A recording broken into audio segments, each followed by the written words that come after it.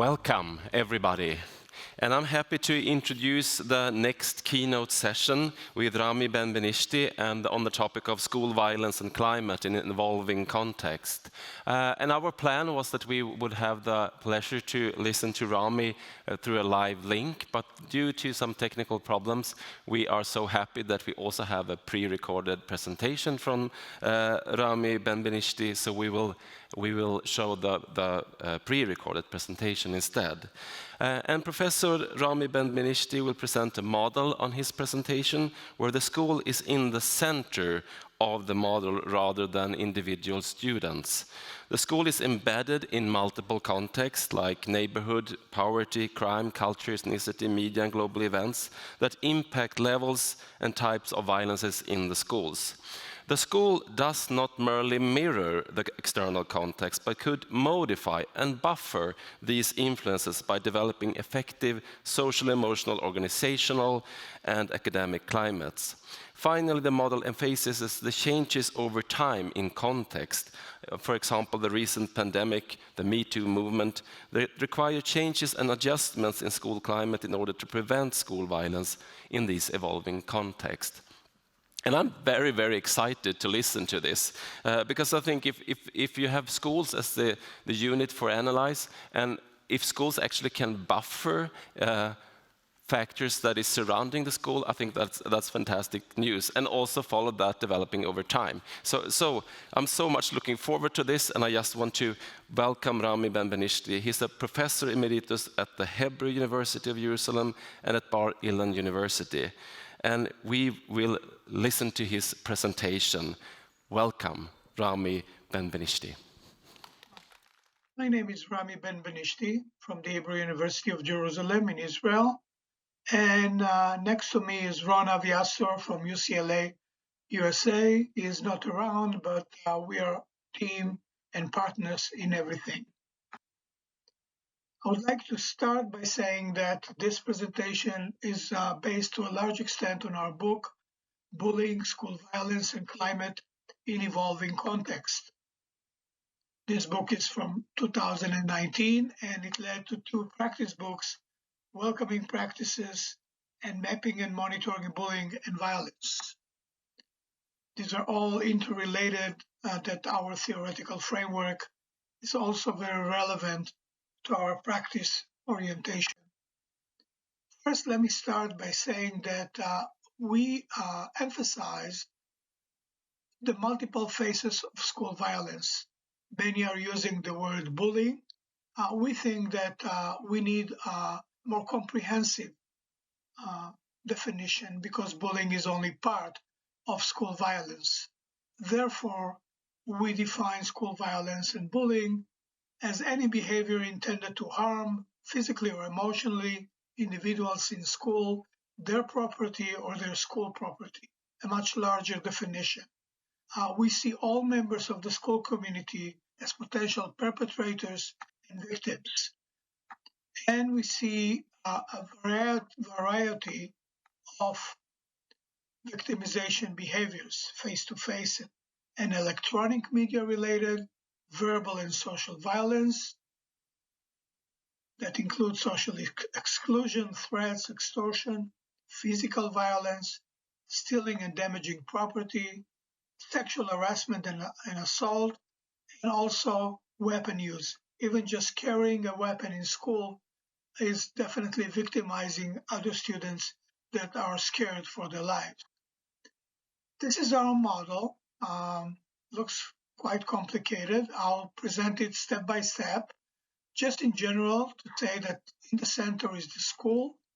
The school is surrounded by multiple contexts and is embedded in organizational hierarchy and is all the time in evolving context, time, and history. Let me go step by step to discuss. We first start with the school in the center of the model, not the individual student, not the perpetrator, nor the victim, the school as a whole. And this school is actually embedded in multiple contexts. the students, the families, the staff, the neighborhood, community, culture, and ethnicity, and every school is influenced by all this external context, as well as structural inequalities in society, issues of gender, race, social class, all of these are influencing schools. Schools are also influenced by what is happening in the media, for instance, in terms of talking about hate or about imminent danger, science and technology, and global world events. And one of them is the COVID-19 that impacted each and every school around the world as an external context. Now, we are talking about outside influences, and these influences have to do with how the school violence is in a certain school. For instance, if the neighborhood is very violent, we would expect more school violence and will expect risky peer behaviors and less safety. And of course, this kind of violent-related aspects have outcomes. Some of them are social, emotional, behavioral, and also academic, as we know. However, we want to make sure that it's clear that the school is not only a reflection of outside influences. The school has internal context, which might be called in general climate, and we are separating or identifying social emotional climate, academic climate, and organizational climate. All these types of climate have a major impact on school violence. They are influenced by the outside influences, but they have major impact on school violence and the outcomes. And they also moderate the outside influences. So if the outside is very violent, a peaceful school climate and a very well-organized school can reduce the negative impact of that school, of that outside influence. So this is a major importance of the of climate. We also have to take into account the moderating effect on the fact that even if there is school violence, what are the outcomes is also influenced by the climate. How do we deal with incidents of violence? Are we overly punitive? Do we find ways of mediating between students and so on? And this will have impact on outcomes. We emphasize here the importance of outside influences. We also want to make sure that we all realize that schools can also influence their community. We find many schools have very positive or negative impact on their neighborhood in terms of the outcomes that come out of that school. Now I would like to mention the idea that every school is embedded in the educational and organizational hierarchy. Schools are not just island by themselves. They are influenced by school boards, by county policies, by state and nation. So schools cannot really ignore the fact that there are policies and rules and regulations that come from above them. The other point that we want to make sure it's clear is that time and history make a difference.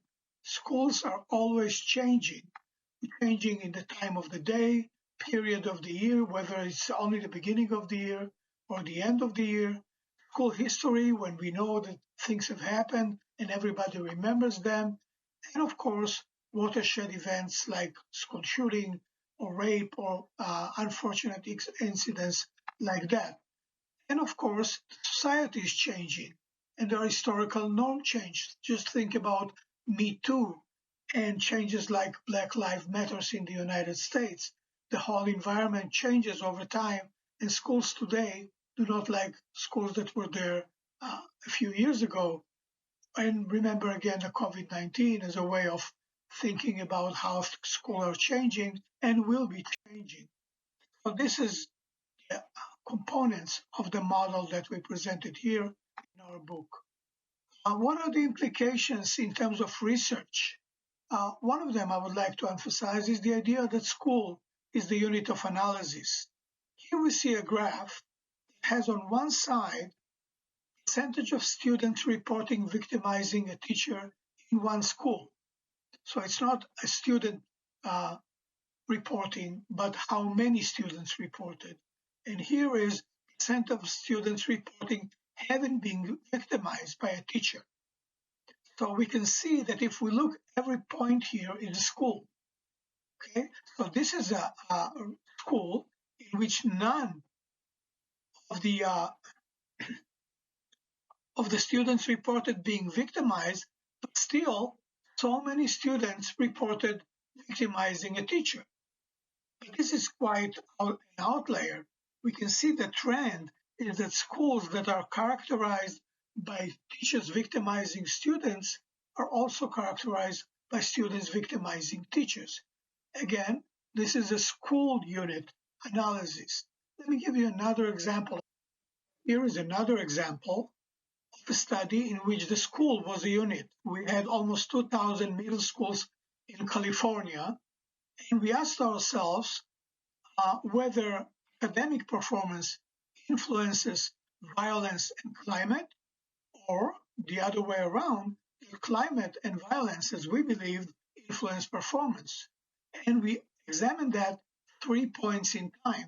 So we could see how academic performance in one point in time was related to violence and climate in another point in time.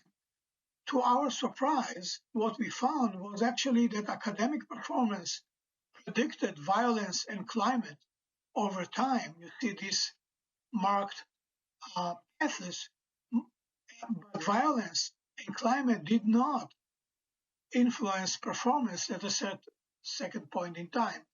We're not going to go into this study in detail, but you can see how this kind of conceptual framework brings about different questions and different issues that are worth studying in the future. So what are the implications? First, add the school as a unit in a focus. Then we have to realize, seeing this interchange between external context and internal context, that every school is different, although they're all schools and we know that they share a lot in common. One of the implications of the fact that schools have so much variation is that we cannot use a canned program for everyone. We need to tailor programs to each and every school based on their external and internal context. And we realize that school contexts are dynamic. So the school that we knew 2 years ago is not the same as today. We have to develop monitoring systems to have a finger on the pulse on the changing school. So this was a brief presentation of our conceptual framework, and we thank you, Rami Benbenishty and Ron Aviasto.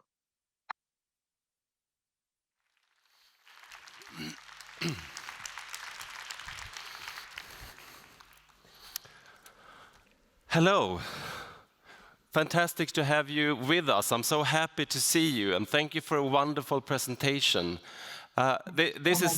This is really what I have hoped for. I really enjoyed your model, and seeing this is amazing. I really become very happy when I see a model that at least suits my ideas of the reality, quote. And you have so many parameters, and I think it's also a sign of hope for me to see your model, because when a school can buffer the environment that is kind of hostile when it comes to violence, there is really hope also for schools that are in areas or in countries or in places that isn't very easy to change. So I think that is really a sign of hope. And I also want to thank you for doing something so complex over time. So we have really enjoyed to listen to your presentation here. Thank you for joining us. And what do you say? I mean, this is a wonderful model, but how can this be implemented? What does the basic implementation of your model look like? How can it be used? Okay. I think that the main point in implementing the ideas there is actually to empower the personnel of the school, especially the school leadership, to understand that they have the ability to make a difference in the lives of the children. And so what we are focusing mostly is not about who is a bully, who is a victim, but how can the school leadership can really change the environment. So we are talking about welcoming schools. We are talking about school educators that are actually caring for the children, but at the same time create an environment in which they are safe by enforcing the rules and working with them. So the main issue is how we as educators can make the school a place that we want our children to live in, not only others. So we are not focusing only about academics, but we also are trying to respond to the well-being needs of our students. And that's create the kind of environment that can reduce school violence. Thank you very much. I think your model also communicates a lot with what has been called the whole education approach that UNESCO has been developed. Would you like to comment anything on that? Yes, I do. I do because one of the main issues that I want to emphasize is that we are not talking about interventions. We are talking about a way of life. So we are not thinking about how can we find an intervention that was successful in a different country and implement it because we believe in the effectiveness of the program. But how can we empower the school educators to really create the kind of environment we're looking for? So it's something that starts from the moment the students arrive to school or just before that.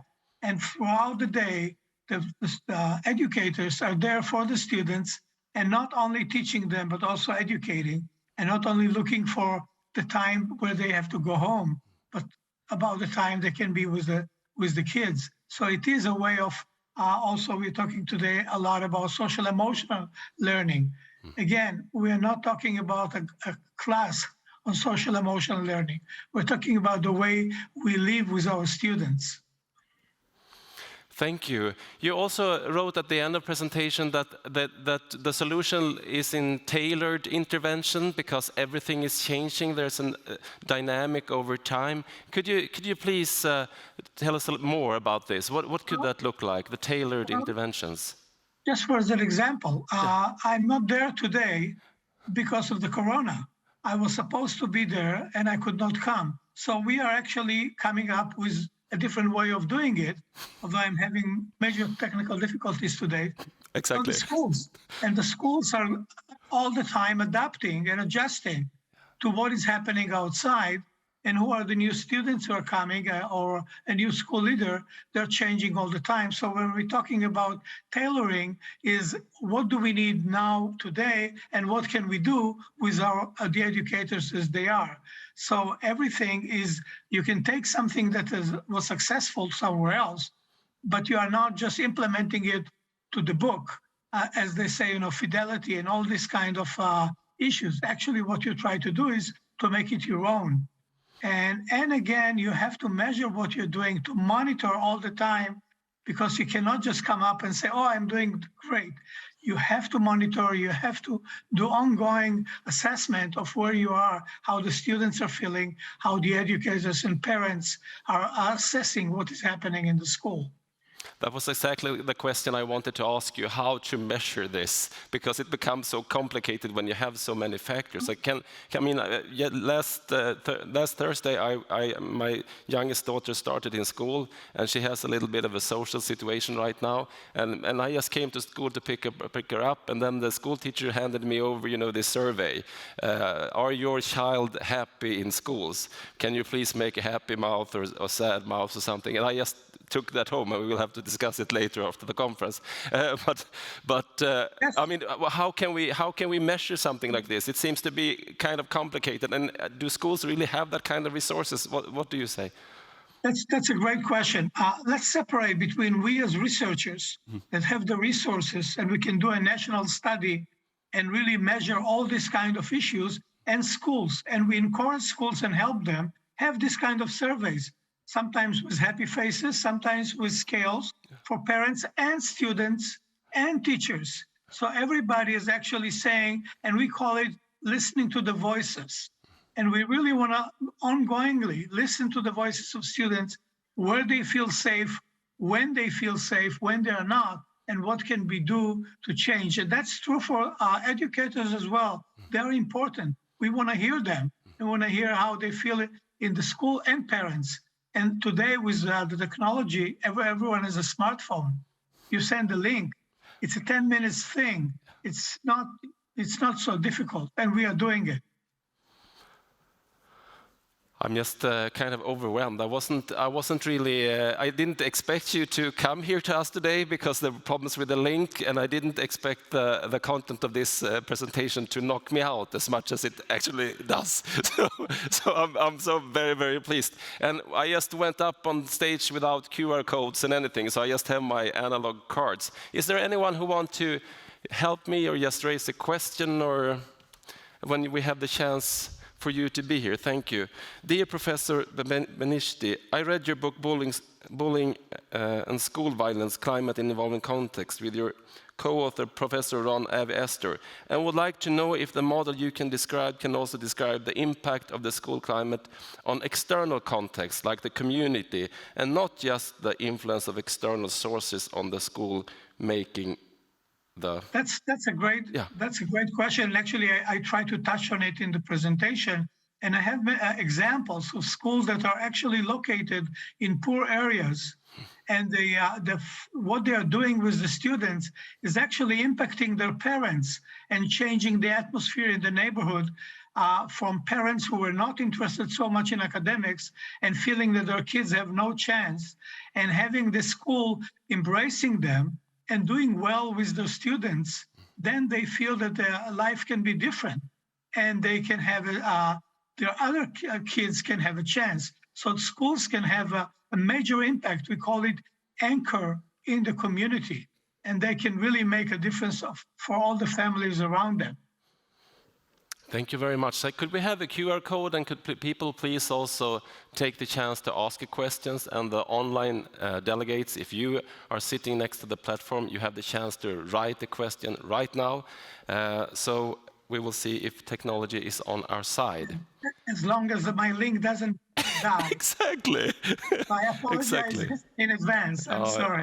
We just people and technology interacting.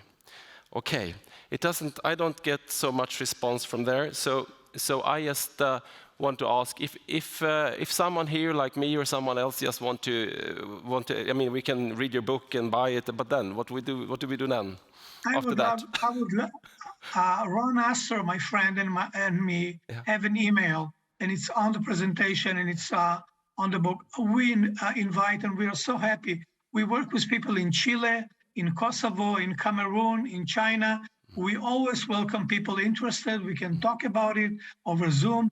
My link is not so bad. Usually I'm just away from home. And so I'm very, very happy to provide time and consultation for people interested. Thank you very much. I think this is an opportunity. I just want to thank you, Rami Benbenishty, and give Rami a huge applause from Stockholm. And thank you for joining us, and thank you for your answers and advice and for your research. We appreciate very, very much. Thank you. Thank you for your patience. I really apologize again. No problem. We were lucky today. Okay, thank you.